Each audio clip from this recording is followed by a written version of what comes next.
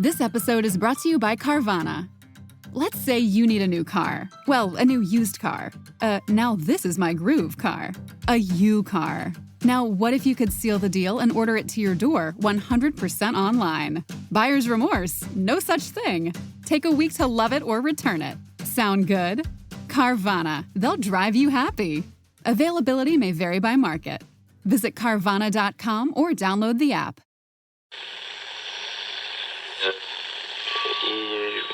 Empire.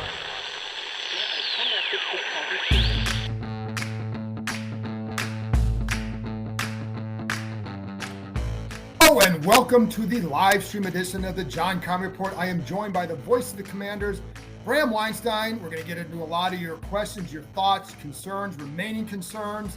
But let's get started with this, Bram. It sounds like you have playoff fever. I do. I think it's possible, obviously. It's funny, look, there's one time in the history of the NFC East that the Eagles, Cowboys, and Washington all made the playoffs at the same time. Two of those teams feel locks is the wrong way to put it, but I got a hard time buying that Philadelphia is not making it, and I got a harder time buying, that Dallas won't either right now after what they did. So that leaves Washington, and these games in the next 3 weeks are huge because if they beat Atlanta, that kind of puts them behind the eight ball against them for what would be a final wild card spot. Then they get 2 games with the Giants. They'll have a chance to leapfrog them. So the next 3 weeks are, if you told me in the summer that these were going to be 3 enormous weeks, I never would have believed it, but they really are. And so, their destiny is in front of them. And I'm trying not to get too far ahead of it, but the idea of having Washington, Dallas, Philadelphia all in the playoffs together is like dream come true for me to see that happen. Oh, could you imagine if that last game of the year comes down to a playoff spot? I think you're right about Dallas.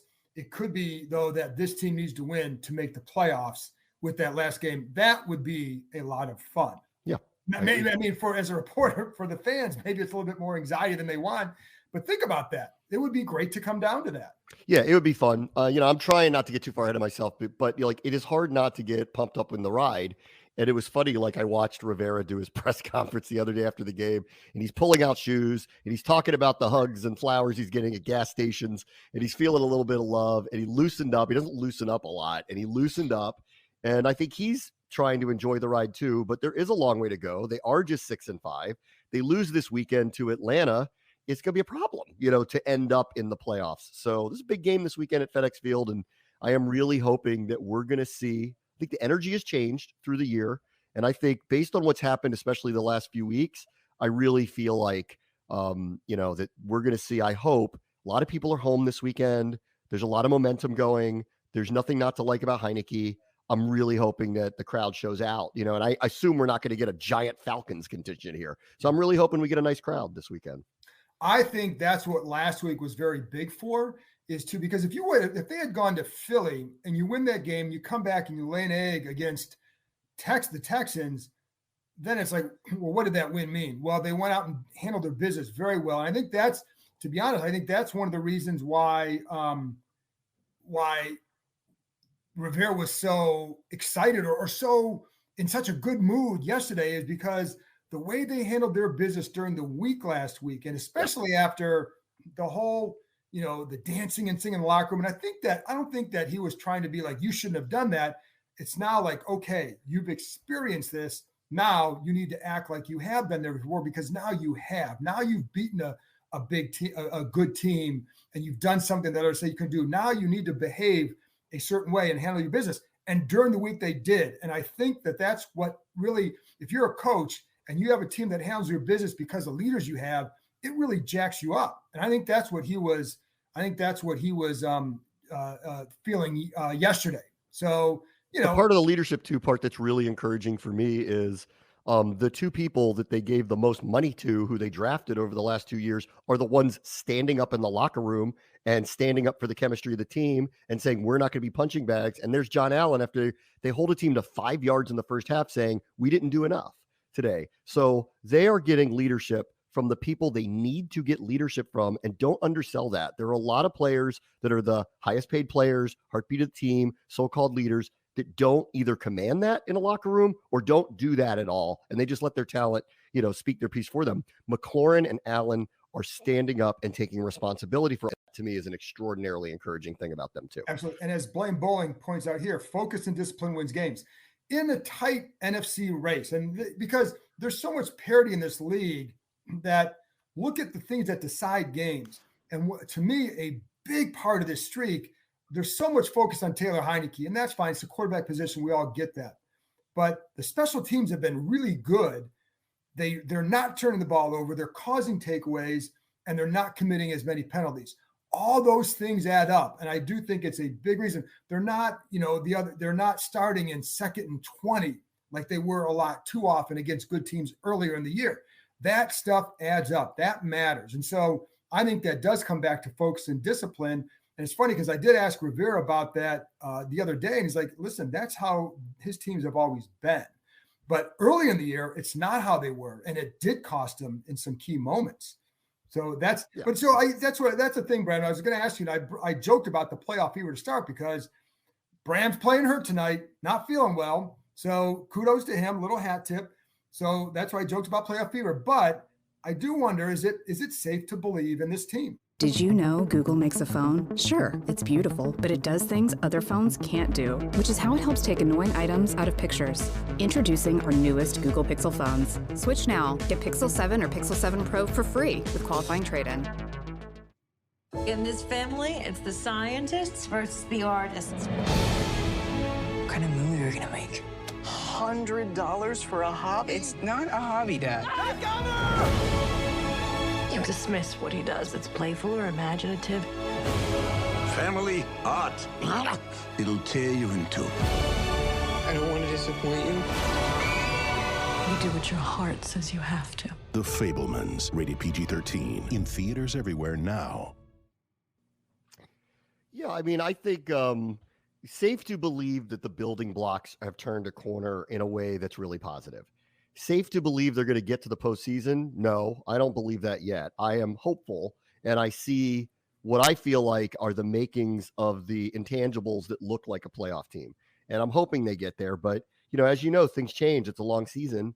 And, the reality is, like, last year at this time, they were heading towards this way as well. And then they had a terrible thing happen to their team, and it kind of blew up their chances. So you don't know week to week what's going to happen. And so I don't want to get ahead of myself. And they got to play the games. Frankly, like Atlanta looked like they were going to be a really bad team to start the season, and they aren't.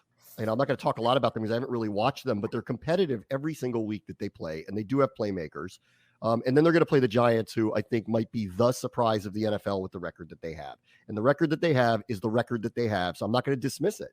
So I really think, these next 3 weeks are going to be really, really, really interesting for them, and see if they can get through with at least 2 wins. And then we could start really talking about, with 3 and 4 at home to end the season, a run to try to get to the playoffs. The unfortunate part for them is obviously what Philadelphia has done so far. They've got too much in the bank. Like, there's no catching them for the division. So the route here is just a wild card, which means they got to leapfrog at least one of these 2 teams.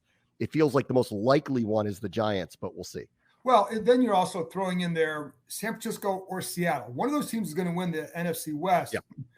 Who is the other team that, if San Francisco wins it, can they pass Seattle? I think Seattle's schedule, they have 2 more games against the Rams. The Rams are not playing well. They're what, 3-7, I think. So, and they have Vegas, I think, this week. So that one might be a tough one, but we'll see. But I think so those are the other 2 teams in this equation. Again, one of those will win it. So there's really a couple teams that are really, I think, fighting for that spot.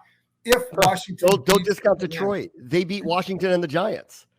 True. Don't discount Detroit. Like in the way that you said, like, we didn't think the Rams would be like, let's go look at their schedule down the stretch. Like, there looks to be like winnable games again for them.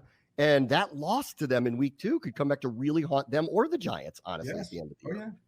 That's a good point. Who would have thought that one? Right. Right. But why do you think it has turned so well?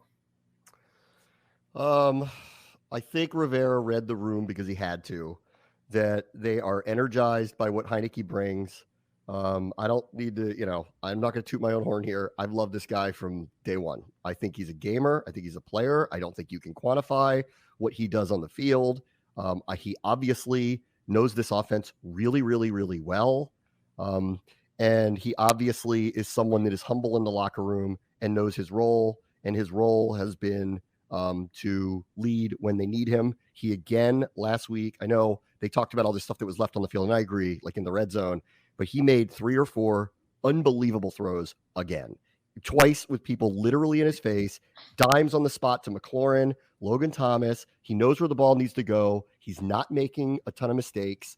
And I think he just kind of owns the energy of the locker room. And then secondarily, look, their defensive line is ridiculously good right now. Their defensive line embarrassed Houston's offensive line. The NFL, I know that that team is struggling, but this is the NFL. That guy that John Allen bulldozed was the first guard taken and was a first-round pick. Like, Laramie Tunsil is a Pro Bowl tackle. They ran by him a million times. Montez Sweat could have had 3 sacks. Like, they are playing at the level we had all hoped, when they drafted them in this order. And that to me is the main reason. I think Derek Force called them, I got 4 lions in front of me. It sounds about right. Every play looks like it might get blown up. It's truly amazing. And I'm gonna play off that one too. And by the way, I did have Logan Paulson on the podcast earlier today. That video will be out on YouTube tomorrow morning. But we did talk a lot about some of those plays you were talking about, Heineke, and why he's making those plays because of familiarity with the players and the system.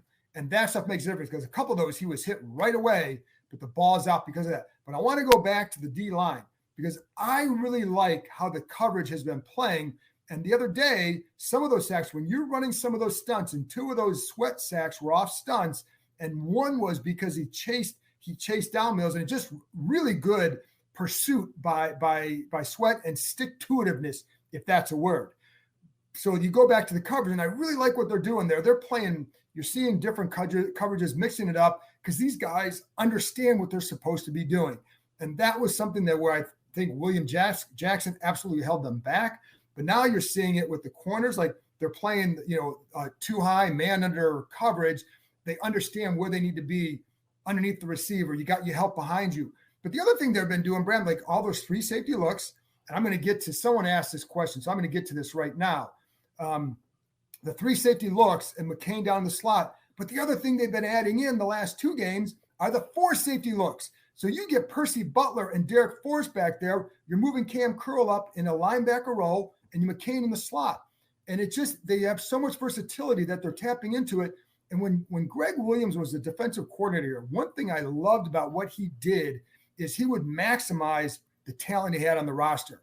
I think they're doing that with this team. Now, Superstar 0927 asked me, any insight on how the defensive staff decided on using McCain as a slot corner? Any reasons it took so long? Yeah, I mean, you can't just do it. You have to have guys who can then play safety. If Derek Forrest isn't ascending, you can't play that. And then early in the year, Cam Curl wasn't on the field. So then I think they certainly tried. Then they also had St. Juice was playing the slot because you had Jackson and Fuller on the outside. So there wasn't the need came and they filled it like this, but it was because Forrest ascended. Curl was healthy. Then Jackson gets hurt, and you see what St. Juice is doing on the outside, and that's how it goes, or that's how it led to them using McCain there. But I love what McCain has done. Now there was one play that he gave up the other day, I think on a 3rd down. He gave him an 11-yard catch. It looked like he was going for the ball. He could have gone for the man, could have got the stop. All right, and he missed the tackle. By and large, that guy gets up there and sticks his nose in there. And Logan and I talked about one play where he take it on the lead back. He's a small guy, but he plays physical and he plays quick. And I think I love watching their coverages, Bram, because they do some different things. They do some different things with Cam Curl chasing down the middle, almost like in a Tampa 2, where a linebacker would be in that role. Now it's Cam Curl. The speed helps. So there's just a lot of things that then helps the coverage. So it's working hand in hand. That's my long rant there. Sorry. Why isn't Heineke a team captain? I'll ask I think we're a little too soon for that one. St. Jude's going to be a good cornerback. He is a good cornerback. He already is. He already is. I think if they were not thin at the position, I think he would have been starting on the outside earlier this season. So he already is. Yeah. When Shopify says you can sell anywhere, oh, they mean it. Woo, hold up. Just got a new sale. Whoa, Shopify doesn't mind if you're at sea level or on top of the world. Whether you're selling carabiners or crop tops, start selling with Shopify today and join the platform simplifying commerce for millions of businesses worldwide. This is Possibility, powered by Shopify. Sign up for a free trial at shopify.com/offer22. Shopify.com/offer22. This episode is brought to you by Peloton. This year, Peloton is gifting you their best offer of the season. Get up to $300 off accessories like cycling shoes, a heart rate monitor, and more when you purchase a Peloton bike, Bike Plus, or Tread. Whether you have 10 minutes to spare for a strength class or 30 for a cycling class, there's a workout that works for you. To learn more, visit onepeloton.com. All access membership separate. Offer starts November 14th and ends November 28th. Cannot be combined with other offers. See additional terms at onepeloton.com.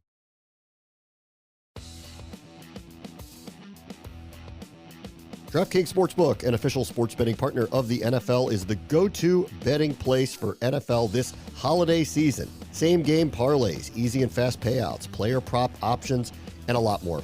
Right now, new customers can bet just $5 on any NFL team to win their game and get $150 in free bets if they do. Check this out right now. Everyone can earn up to a 100% boost with DraftKings stepped-up same-game parlays. Go to DraftKings Sportsbook app, place the same game parlay, and combine multiple bets like which team will win, player props, point totals, and more.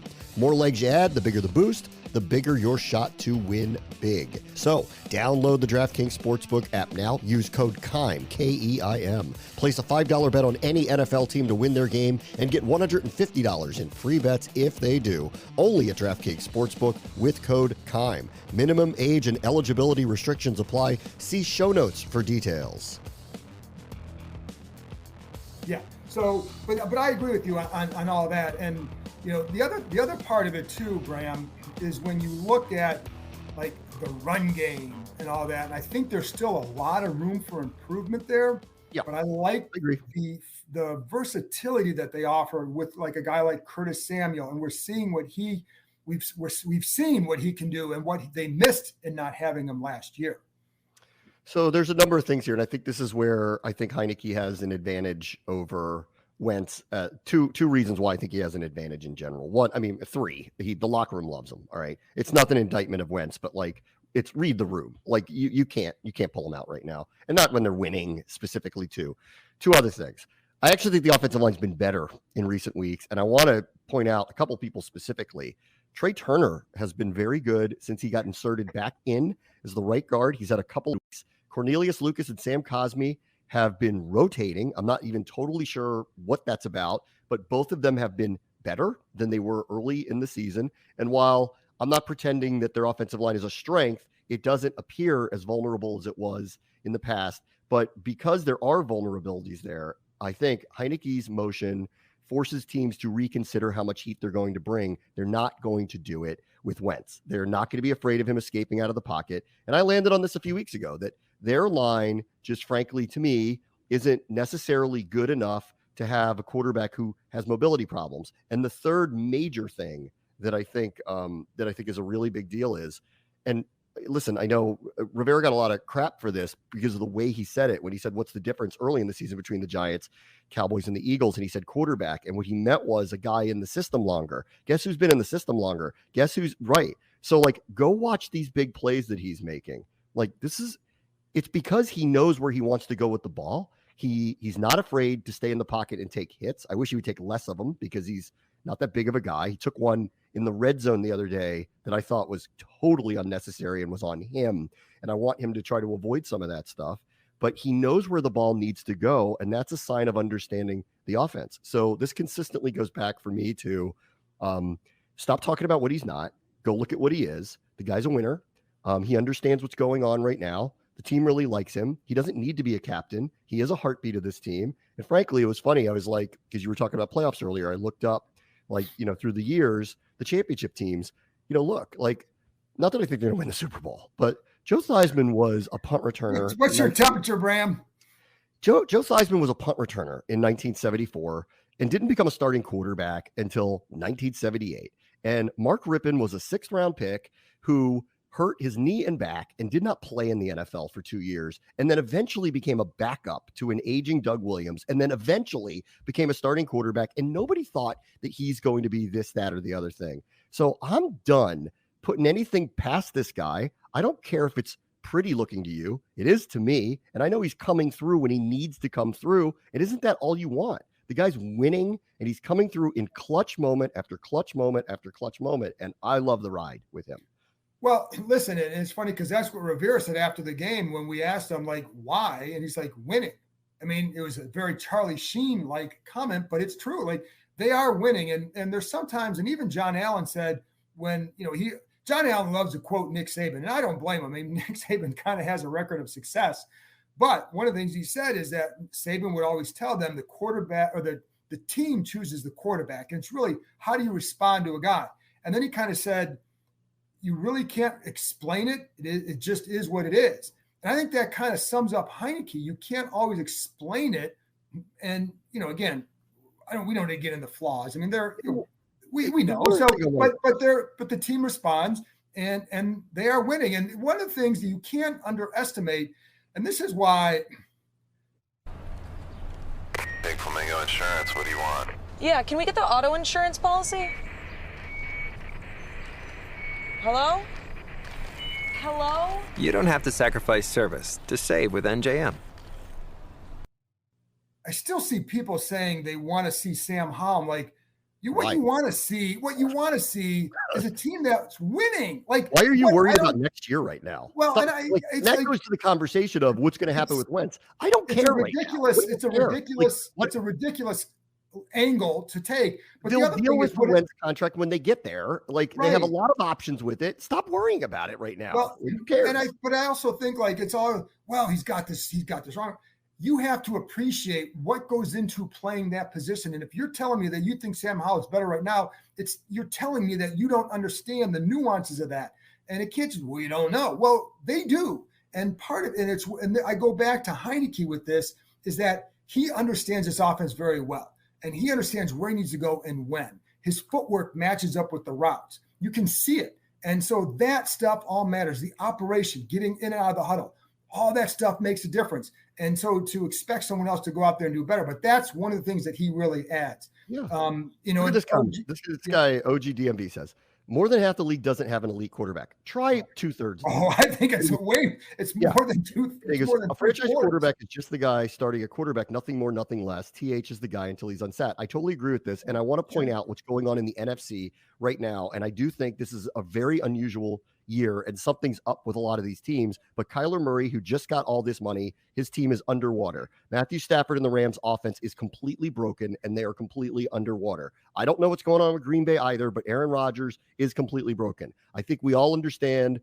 that Brady's situation is very complicated and he may be there in the end anyway, but still they're not clicking like they had in the past. Here's what the playoffs look like right now. Jalen Hurts, who a year ago, people were wondering, can he be the guy? Dak Prescott, who's a mid-round pick, who's been, dealing with, is he elite forever? Taylor Heineke, potentially. Daniel Jones right now would be in the playoffs right now. And they didn't pick up and they're wondering what his future may be. On the outside looking in and right on the outside looking in are the two teams we're playing next week, Daniel Jones and Marcus Mariota. Okay. Like, Jimmy Garoppolo is the quarterback of the team that's probably going to win the NFC West. And if he doesn't, it's Geno Smith. You know what? Like, stop it. Look around the league right now. Are any of those people, which you would call elite quarterbacks? They're not. So, like, I'm done talking about what he's not. I see what he is. And this is why I'm on this guy's side and have been for a very, very, very long time. Yeah, and someone else asked up here about, and it's funny, this is going back to the game just a little bit, but I saw it. He's like, why were they so pass heavy? Where was that question? Asked about why were they so pass heavy early in the game? Well, they weren't, because 3 of the first 6 plays were runs, but where the difference came in that the first scoring drive they had, it all started with play action off that, and it's funny because I think I even tweeted, they need to go to play action on first down. They went to play action first down. It was the big pass to McLaurin. So, but they're not going to ever be a pass-heavy team with Heineke, but they can be that way because I think he understands what he is. There are a couple of throws that he didn't make early in that game where Dotson is breaking open on one. I'm like, you got to throw that. Logan Thomas on another, doesn't do it. But what I also wonder too is, did he see something or not see something that prevented him from throwing? It's like, if that's the case, then okay, you didn't force something, right? Even though they were open, I don't know what he was seeing. But there were a couple of other times, Bram, that he did a good job just throwing the ball away and getting rid of the ball. And I think those are big deals too. Yeah. Two other things I want to point out from the game the other day, real quickly. I love the way Brian Robinson ran the ball. He is not, I mean, granted, that's a bad rush defense. I thought they would be able to control the line of scrimmage again. But Robinson had one of the best 4-yard runs I think I've ever seen. He gets forward yardage every single time. He breaks a ton of tackles. He is not 100%. He told Julie this, and she talked about it on the broadcast over the weekend, that he is not 100%. But I loved the way he ran. There was a ferocity to the way he ran. I loved it. And the other person I want to point out, and I've seen this for a couple of weeks, is Logan Thomas looks like himself again. Physically, that's a big key. Totally looks like himself again. Like, he could have had a couple of big plays in the Eagles game. They just didn't connect. He was the leading receiver this week. He made an incredible catch on the sideline. This is someone they're going to rely upon. And now seeing him block the last couple of weeks, I feel like we are, looking at, these guys, it takes a long time to recover from the injuries he had. He worked his tush off to get out there for week 1. That was probably a little too soon. He re-injured himself. It took him time to get back up to speed. And this is the good news. Like, he looks like himself from a couple of years ago again. That is a really big deal to me. Like, I would say the same thing about, like, I always say this on my radio show all the time. I say, it's not who you play, it's when you play them. Correct. Like, this game on Sunday, Washington was set up the way they were going, the way their defense was going. I knew that was a possibility, that's how it was going to turn out, because it was just primed and ready, a great matchup.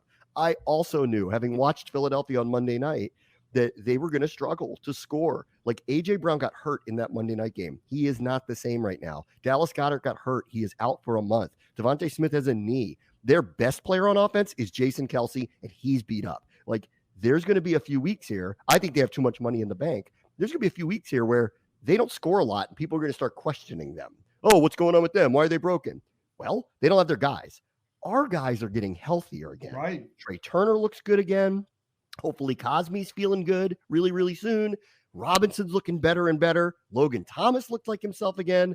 And I think this team largely has been pretty fortunate on injuries, with a few notable exceptions. And I want to go back to Trey Turner, because you're right. He's been much better lately. They still need to improve that interior of the line. But I also, Bram, going back to Cosme, his run blocking has been really good. Go back and watch. There was a run that Antonio Gibson had in the red zone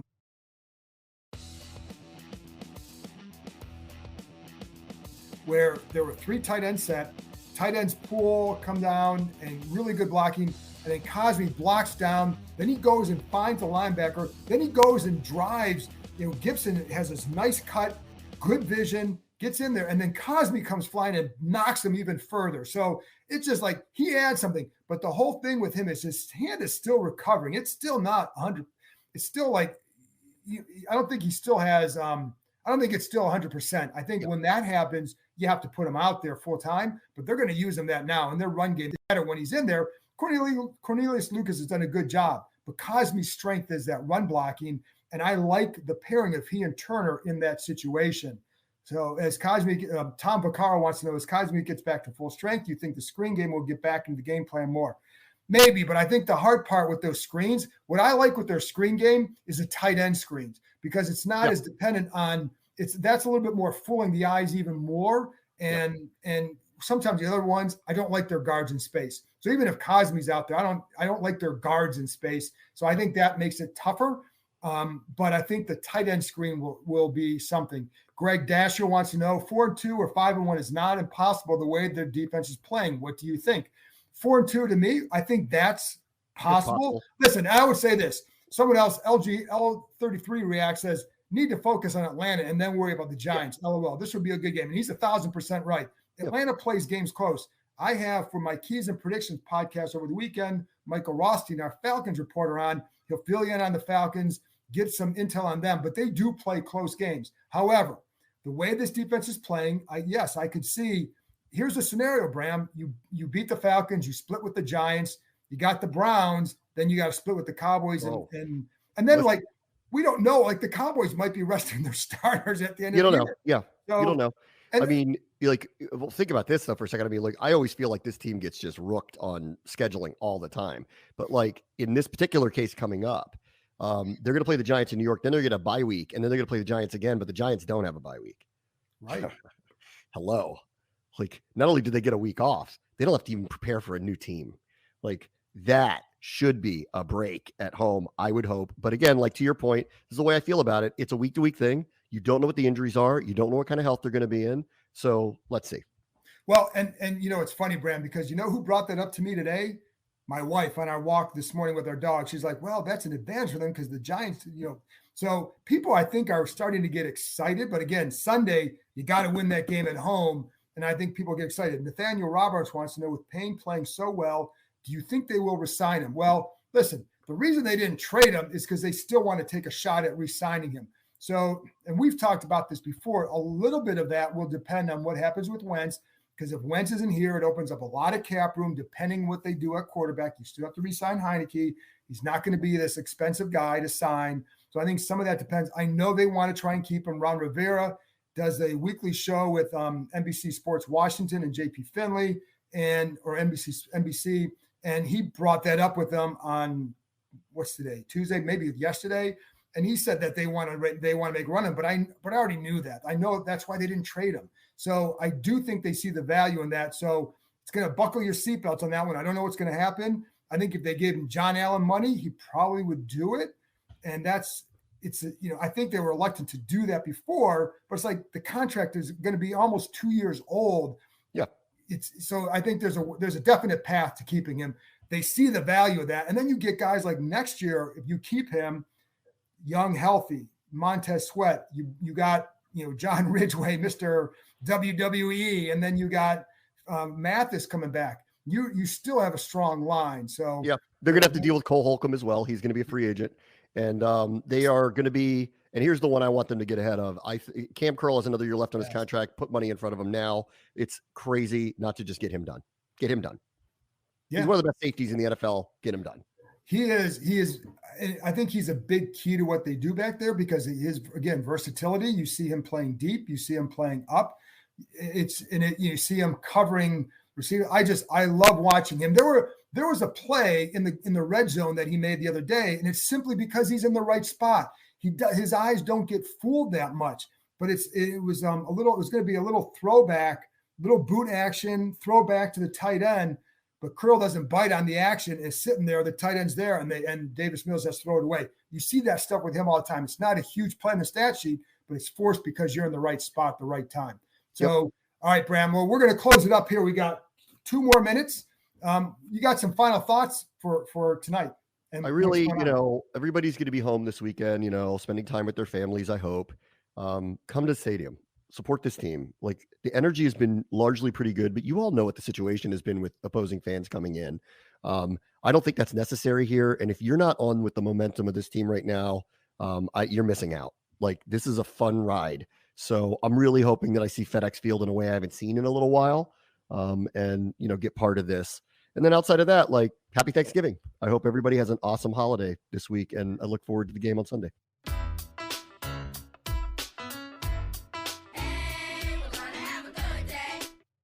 And happy Thanksgiving takes on a different meaning this time.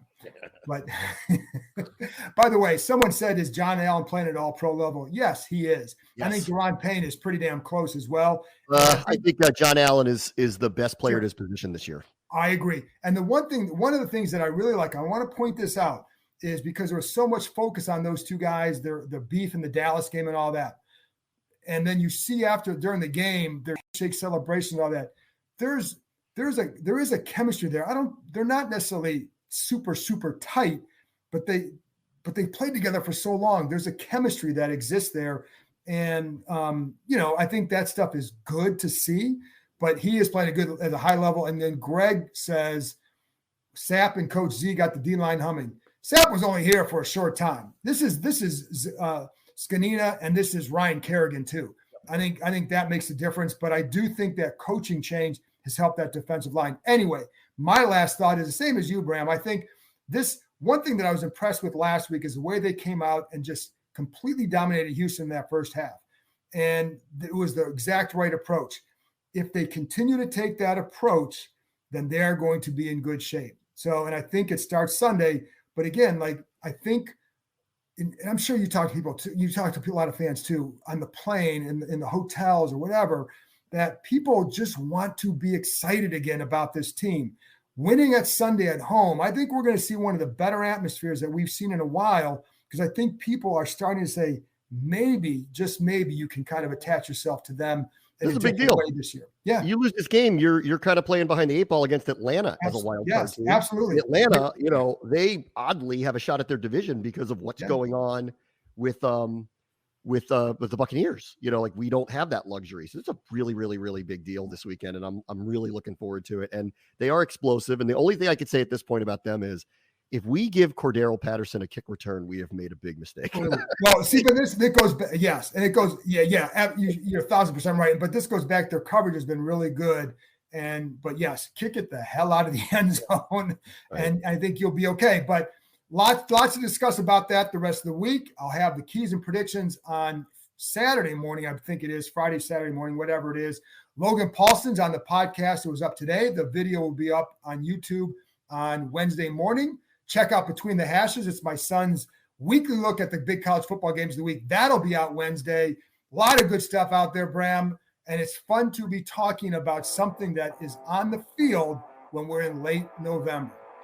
And hey, everybody, thanks for tuning in. Thanks to Bram for playing hurt. Again, I'll be back. I think it's on Friday, maybe, with keys and predictions. So I will talk to you next time.